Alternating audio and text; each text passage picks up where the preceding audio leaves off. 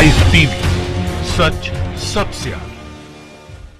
नमस्कार, मैं हूं Iqbal Parvez. The live TV में आपका स्वागत है। साथियों, पाकिस्तान ने इस बार अल्पसंख्यकों के साथ यानी हिंदू धर्म के साथ वहां पर जिस तरह से इंसाफ किया है, उसने पूरे देश पूरी दुनिया को चौंकाया, खासतौर से भारत को चौंकाया, क्योंकि भारत में हमेशा से एक इमेज पाकिस्तान की रही है कि वहां पर अल्पसंख्यकों पर जुल्म होता रहा है। हमने हमेशा से टीवी पर या अखबारों में या खबरों में यही देखा है। मगर अभी पिछले दिनों जो पाकिस्तान में एक मंदिर पर हमला किया, वहाँ पर कट्टरपंथियों ने और आग लगा दी, एक समाधि को तोड़ दी, उस पर सुप्रीम कोर्ट ने, वहाँ की सरकार ने या सुप्रीम कोर्ट ने बहुत ही कड़ा फैसला लिया और तुरंत 2 हफ्ते के अंदर उस समाधि को बनाने के आदेश दिए। मंदिर में जो भी तोड़फोड़ हुई थी उसे बनाने के आदेश दिए और ये भी कहा है कि जिन लोगों ने इस काम को अंजाम दिया है, इस घटना को अंजाम दिया है, जो दोषी हैं, उनसे वसूली की जाए। ये एक तरह से बहुत बड़ी सख्ती दिखाई है पाकिस्तान की सुप्रीम कोर्ट ने। वहाँ के कट्टरपंथियों के साथ और अल्पसंख्यकों के साथ इंसाफ किया है। हमेशा से हमने जो अखबारों में या मीडिया में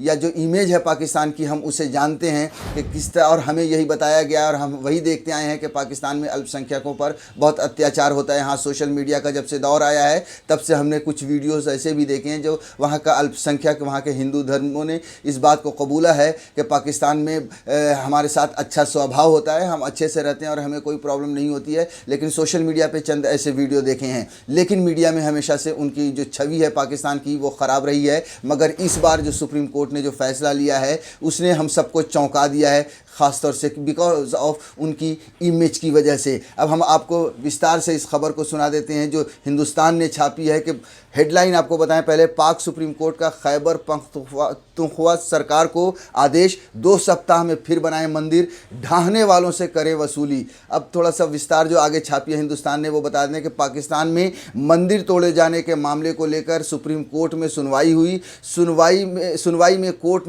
ने खैबर पख्तूनख्वा की प्रांतीय सरकार को आदेश दिया कि वह करक ज़िले के तेरी गांव में कृष्ण द्वार मंदिर के साथ ही परमहंस जी महाराज की समाधि का 2 सप्ताह में पुनर्निर्माण करें। मुख्य न्यायाधीश ने यह भी कहा कि मंदिर में तोड़फोड़ करने वाले लोगों को ही इसके पुनर्निर्माण में पैसा देना होगा। पिछले दिनों उससे पर ये जो खबर आई, इससे पहले जो ये था कि वहाँ पर मंदिर पर हमला किया गया, 100 लोगों को हालांकि उसमें गिरफ्तार भी किया गया था। थोड़ा सा अब हम उसको भी विस्तार से आपको बता देते हैं दरअसल कि ये मामला क्या है। दरअसल बीते 30 दिसंबर को धर्मस्थल पर विस्तार कार्य का विरोध करते हुए कट्टरपंथी जमीयत उलमाए इस्लाम पार्टी के सदस्यों की अगुवाई में एक भीड़ ने मंदिर में तोड़फोड़ की थी और आग लगा दी थी। वहाँ पर एक हिंदू धार्मिक नेता श्री परमहंस जी महाराज की समाधि भी थी। इसके बाद हुई FIR में 350 से ज़्यादा लोग नामजद हैं। मामले में अब तक 100 लोगों को गिरफ्तार किया गया था।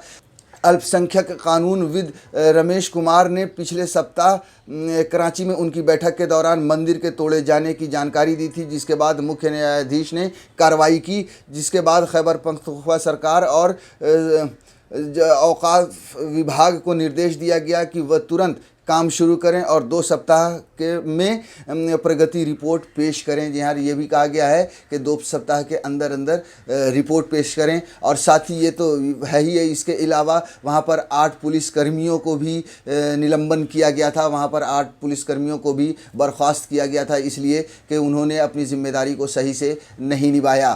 साथियों, पाकिस्तान के सुप्रीम कोर्ट के इस फैसले ने वाकई पूरी दुनिया को चौंका दिया है और एक नई मिसाल पेश की है। मगर क्योंकि हमेशा से उनकी इमेज रही है अल्पसंख्यकों पर अत्याचार की, मगर जिस देश में यानी हमारे देश में भारत में जो अल्पसंख्यकों के सम्मान की बात होती है, क्या वो हो रहा है, क्या यहाँ पर इंसाफ हो रहा है, ये एक बहुत बड़ा प्रश्न चिन्ह है। क्योंकि 2014 से पहले तो यहाँ पर सब खुशी खुशी रहते थे, हर धर्म के लोग रहते थे और कहा जाता था हिंदू मुस्लिम सिख ईसाई हम सारे हैं भाई भाई। मगर क्या 2014 के बाद भी वो चीज़ कायम है? जी नहीं। अगर 2014 के बाद जब से मोदी सरकार बनी है तब उसके बाद देखें तो बिल्कुल सारी चीज़ें पलट गई हैं। अब अल्पसंख्यकों पर हर तरह से दबाव बनाया जाता है, इसमें कोई शक नहीं और मुझे कहते हुए कोई संदेह नहीं है। अगर अदालतों की भी बात करें तो जिस तरह से पाकिस्तान का नया चेहरा सामने आया है, उसी तरह से अब हिंदुस्तान का भी नया चेहरा सामने आया है, अब भारत का भी नया चेहरा सामने आया है कि यहाँ की अदालतें भी वही कर रही हैं जो सरकार चाहती है। आप सोचिए, इतनी बड़ी मस्जिद, बाबरी मस्जिद को शहीद कर दिया गया, उसका फैसला क्या आया। जिन लोगों ने उपद्रवियों ने, जिन लोगों ने मस्जिद को ढहाया, जिन लोगों ने मस्जिद को शहीद की, आज वो बरी हो चुके हैं। यानी अदालत ने सीधे सीधे कहा कि सबूत के अभाव में उन्हें छोड़ दिया गया, चाहे वो लाल कृष्ण आडवाणी हो, चाहे वो मुरली मनोहर जोशी हो। हालांकि इन लोगों ने रथ यात्रा निकालने से पहले सुप्रीम कोर्ट को ये कहा था, वादा किया था कि वो मंदिर को हाथ नहीं, मस्जिद को हाथ, बाबरी मस्जिद को हाथ नहीं लगाएंगे, मगर उसके बावजूद भी पूरी तैयारी के साथ मस्जिद को, बाबरी मस्जिद को शहीद की गई। क्या उसका इंसाफ हुआ? 2014 के बाद ऐसे हालात बदले, गोरक्षा के नाम पर कितने लोगों की जानें गईं, मगर उसका इंसाफ हुआ, बल्कि उन्हें देशभक्त कहा जाता है।